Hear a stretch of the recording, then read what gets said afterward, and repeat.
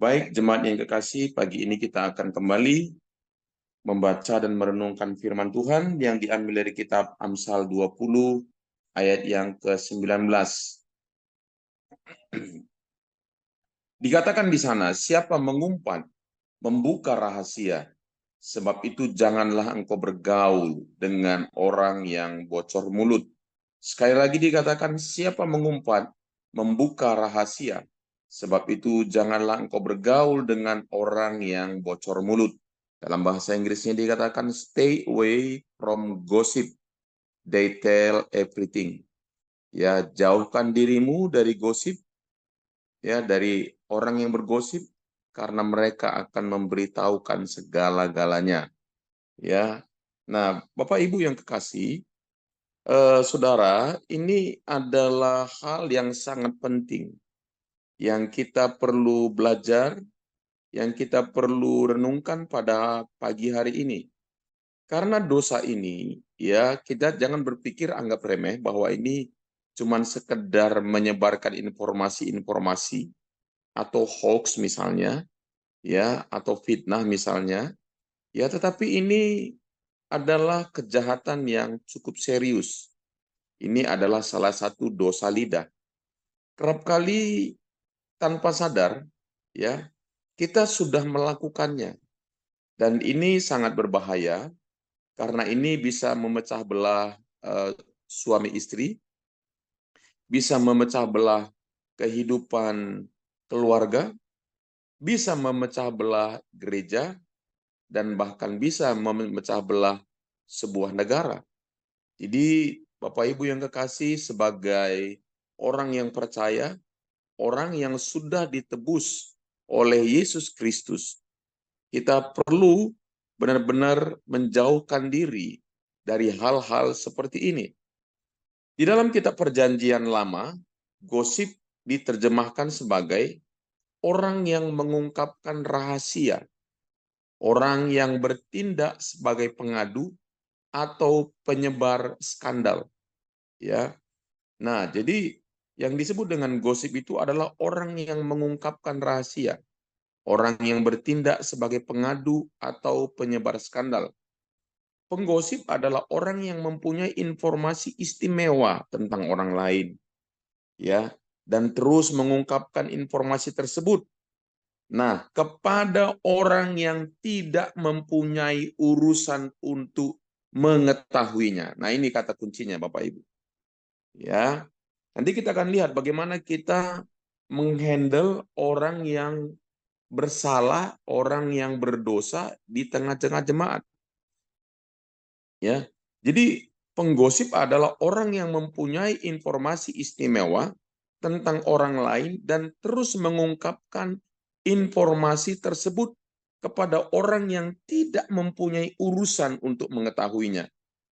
Ya, jadi sebenarnya dia menyampaikan tentang sesuatu berhubungan dengan orang lain, ya, kepada orang yang sebenarnya nggak perlu orang ini tahu. Ya, nah, tapi karena kerap kali, ya, nah inilah dosa lidah ya, kita tidak apa namanya, tidak punya pekerjaan yang serius, jadi kita kerap kali hanya sekedar membicarakan, mengungkapkan, ya, segala sesuatu tersebut, ya, kepada orang lain yang bahkan tak ada gunanya kita memberitahu orang tersebut, hanya menyebarkan sebuah fakta-fakta, ya. Nah, saudara, mungkin kita perlu bedakan sedikit gosip dengan fitnah. Gosip itu, ya, bisa saja informasi yang disampaikan itu ada kebenarannya, tapi tidak seluruhnya benar, ya. Jadi ada kebenarannya, tapi tidak seluruhnya benar, dan dimulai dibumbu-bumbui di sana sini, ya. Nah, karena niatnya dari penggosip ini adalah sering sekali bertujuan untuk membangun diri mereka sendiri, sehingga mereka terlihat lebih baik dan membuat orang yang mereka gosipkan itu menjadi terlihat lebih buruk.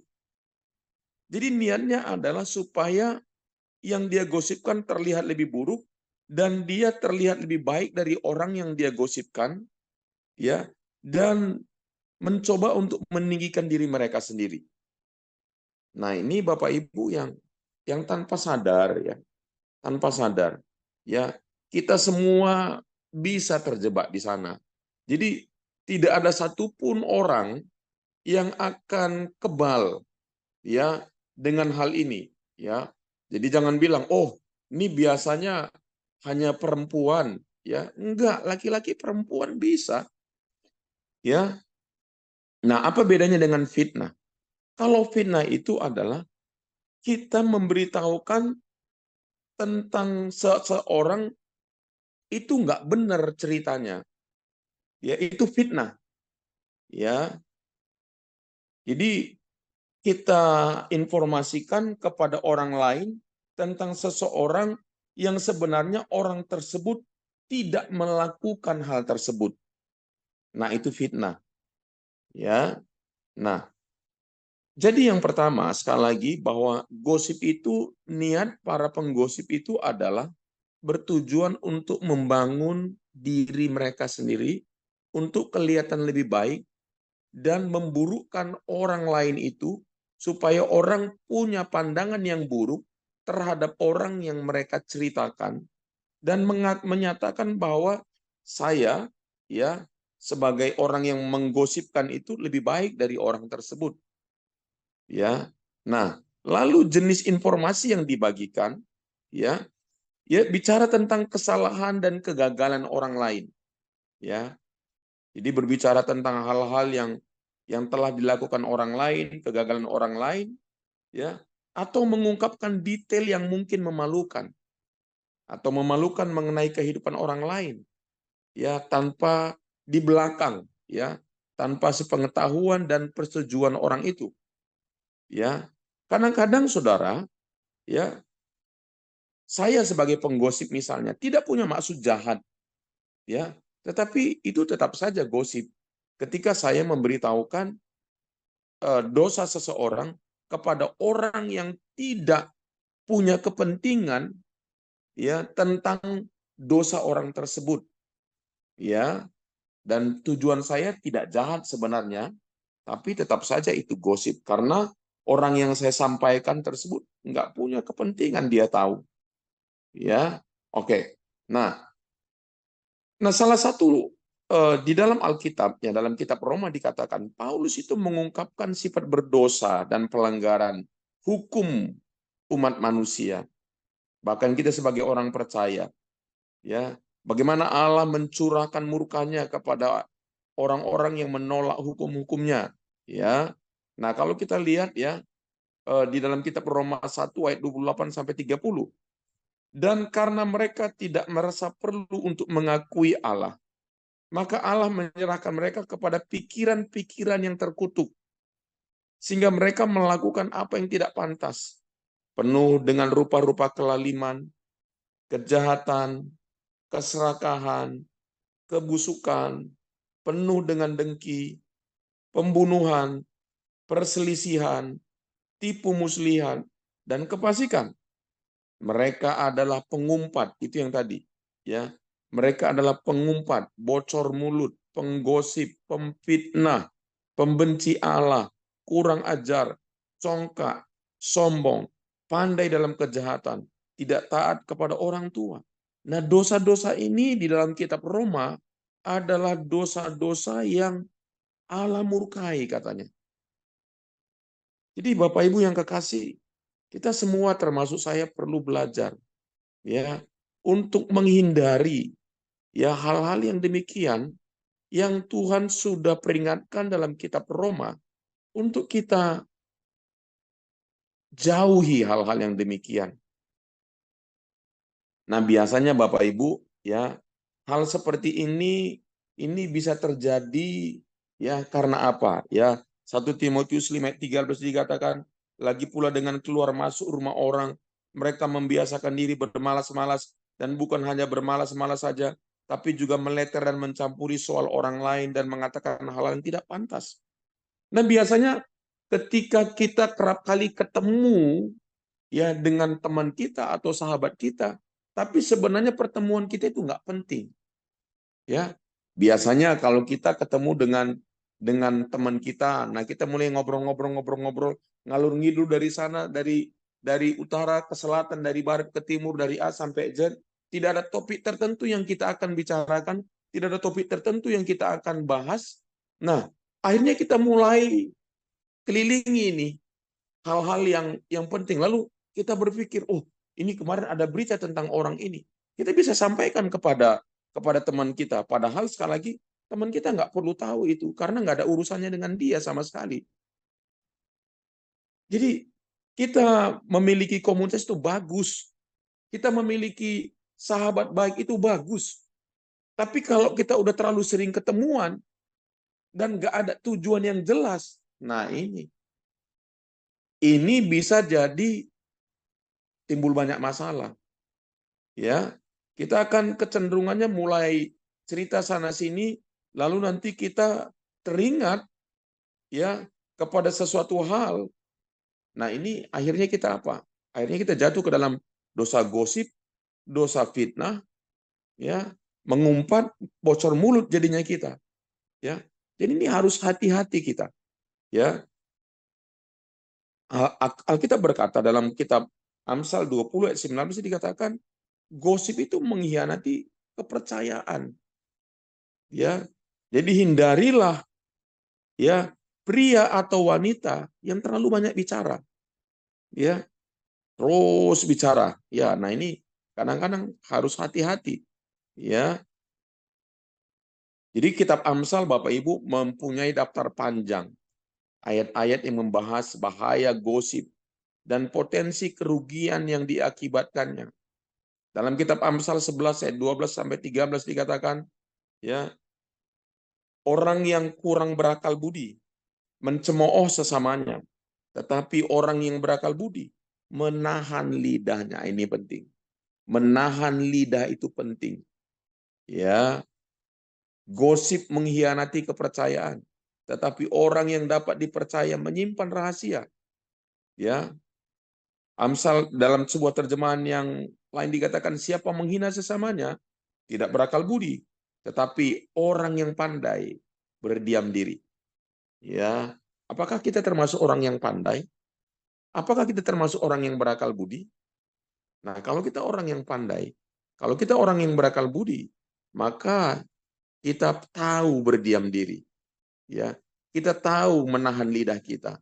Kita tahu tidak menjadi orang yang bocor mulut. Siapa mengumpat, membuka rahasia, tetapi siapa yang setia, menutupi perkara. Ya, Amsal 16 ayat 28 dikatakan, ya, orang yang curang menimbulkan pertengkaran dan seorang pemfitnah menceraikan sahabat karib. Nah, ini yang saya katakan tadi. Suami istri bisa bercerai, ya apalagi sebuah keluarga bisa timbul pertengkaran hebat, ya. Makanya Bapak Ibu jauhkan dari hal-hal seperti ini. Ya, jauhkan. Jangan suka dengan hal-hal yang seperti ini, ya. Ini bisa menimbulkan perpecahan dalam komunitas, di dalam gereja, bahkan satu gereja bisa pecah. Ya, Saudara lihat bagaimana gosip ini sangat berbahaya. Ya, banyak persahabatan yang hancur karena kesalahpahaman yang dimulai dengan gosip. Ya, nah jadi Bapak Ibu, ya kita harus benar-benar hati-hati. Ya, mereka yang melakukan hal ini, ya tidak melakukan apapun kecuali menimbulkan masalah, menimbulkan kemarahan, kepahitan, dan kesakitan di antara teman-teman. Nah, namun sayangnya, ya banyak kita yang menyukai hal ini dan mencari peluang untuk menghancurkan hidup orang lain. Ya, dan ketika orang seperti itu dihadapkan, nah mereka menyangkal tuduhan tersebut dan menjawab dengan alasan yang rasional. Nah, kadang-kadang bilang, maksud saya tidak begitu sebenarnya. Tapi orang lain udah ribut ya. Orang lain udah terjadi chaos, kekacauan. Lalu waktu diperhadapkan, kamu bilang begini. Nah, apalagi khususnya waktu klarifikasi. Ya kita bilang, dia bilang, enggak, maksud saya bukan begitu. Nah, ini dia. Jadi tidak bertanggung jawab. Ya, Daripada mengakui kesalahannya, iya saya udah salah, ya saya udah melakukan gosip, ya. Jadi daripada mengakui kesalahannya, orang ini malah menyalahkan orang lain, ya, atau berusaha meminimalkan keseriusan dosanya, ya. Nah, Amsal 18 ayat 7 sampai 8 dikatakan, mulut orang bodoh adalah kehancurannya, bibirnya adalah jerat bagi jiwanya. Kata-kata dalam gosip itu seperti potongan pilihan sampai ke lubuk hati manusia. Nah, dalam sebuah terjemahan, yang lain dikatakan orang bebal dibinasakan oleh mulutnya. Bibirnya adalah jerat bagi nyawanya. Ini yang disebut. Bibirmu itu adalah harimaumu. Ya. Jadi bibir kita kerap kali justru menerkam kita. Ya. Perkataan pemfitnah seperti sedap-sedapan yang masuk ke lubuk hati. Ya. Jadi Bapak Ibu, mari kita hati-hati ya dengan dosa ini karena sekali lagi ini bisa menimbulkan dampak yang serius.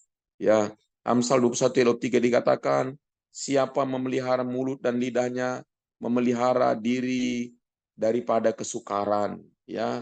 Jadi marilah kita pelihara lidah dan bibir kita. Marilah kita orang yang sibuk dalam bekerja, ya. Jadi biasanya ini orang-orang yang nganggur, ya orang-orang yang banyak bicara, ya ini harus hati-hati ya. Dan sekali lagi, siapa saja yang bisa kena, bukan cuma wanita, pria wanita, siapa saja yang bisa kena, semua kita termasuk saya. Ya. Nah, kalau kita udah bersalah, nah mari kita akuin ya, saya salah. Nah, itu menolong kita untuk apa? Untuk tidak lagi menjadi orang yang bocor mulut. Ya. Jadi kita harus menjaga lidah kita, menahan diri dari perbuatan dosa itu bergosip. Ya. Jadi mari kita datang kepada Tuhan karena Tuhan sudah menebus kita. Anugerah Tuhan sudah ada dalam diri kita. Ya, mari kita tidak orang yang menyebabkan terjadinya pertengkaran, tidak menyebabkan orang-orang yang akhirnya memiliki asumsi yang buruk. Nah, jadi bagaimana kita menghadapi ketika seorang saudara kita berdosa, katakanlah begitu ya. Nah, Matius 18 ayat 15 sampai 20 mengajar kita bagaimana kita menghandle kalau ada orang yang berdosa, kalau ada orang yang bersalah, kalau ada orang yang gagal. Matius 18 ayat 15 sampai 20 dikatakan, apabila saudaramu berbuat dosa, tegurlah dia di bawah empat mata. Nah, tegur dulu di bawah empat mata. Itu caranya, Bapak Ibu. Karena kalau kita menyebarkan gosip, apalagi itu belum fakta, apalagi itu masih asumsi, nah, ini bisa satu jemaat itu terhamiri oleh karena kita. Nah, tetapi kalau katanya kita misalnya ya, memiliki sebuah pemikiran yang ini masih asumsi. Bahkan pun kalau itu benar, kita datang tegur di bawah empat mata. Dan dikatakan jika ia mendengarkan nasihatmu, engkau telah mendapatkannya kembali. Dan stop sampai di situ. Nah, apalagi ada orang yang terbuka kepada saudara, dia berkata, aku telah berbuat dosa. Nah, saudara jangan sampai saudara menyebarkan dosa orang tersebut. Misalnya saudara seorang pembina, ya, anak binaan saudara mengakui dosanya kepada saudara. Nah, jangan sampai dosa tersebut saudara sebarkan kemana-mana. Ya, nah jadi ketika orang tersebut mau bertobat, sudah selesai sampai di situ dan nggak perlu disebarluaskan.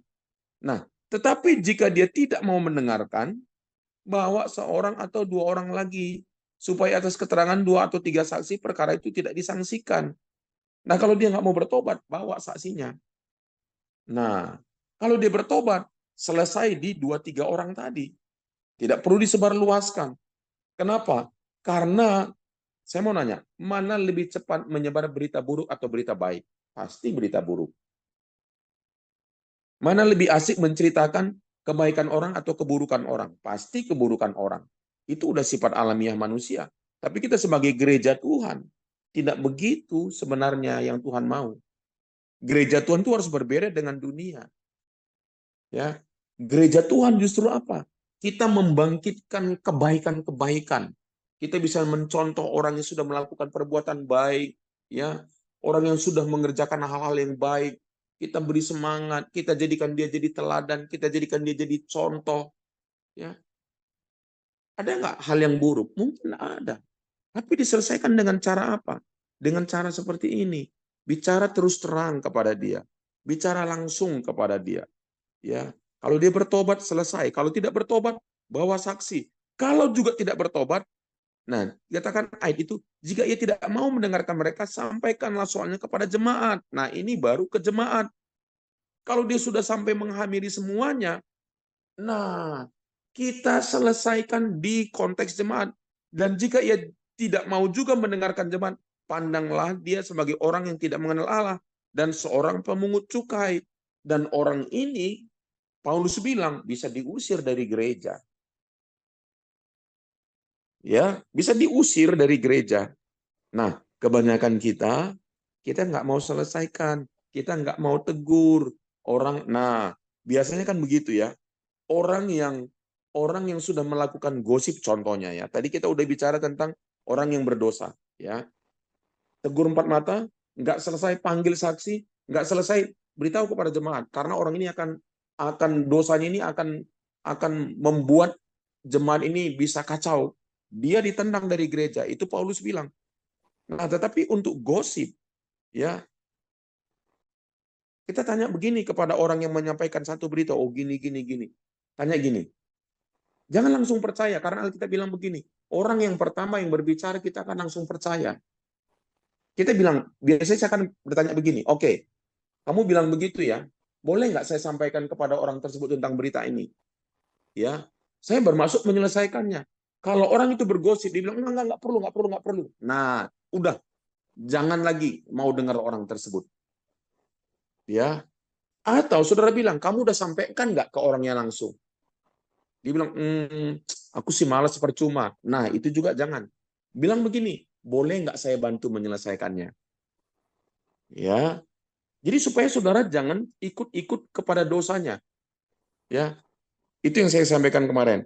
Ada satu orang yang ketika saya berbicara dengan orang tersebut, dia bilang begini, dia tidak senang kepada seseorang, tapi dia bilang begini, saya nggak mau apa namanya, saya nggak mau ajak orang lain untuk membenci orang tersebut. Nah, ini prinsip yang bagus. Ya, saya nggak mau orang ikut-ikutan dengan masalah saya dengan orang tersebut.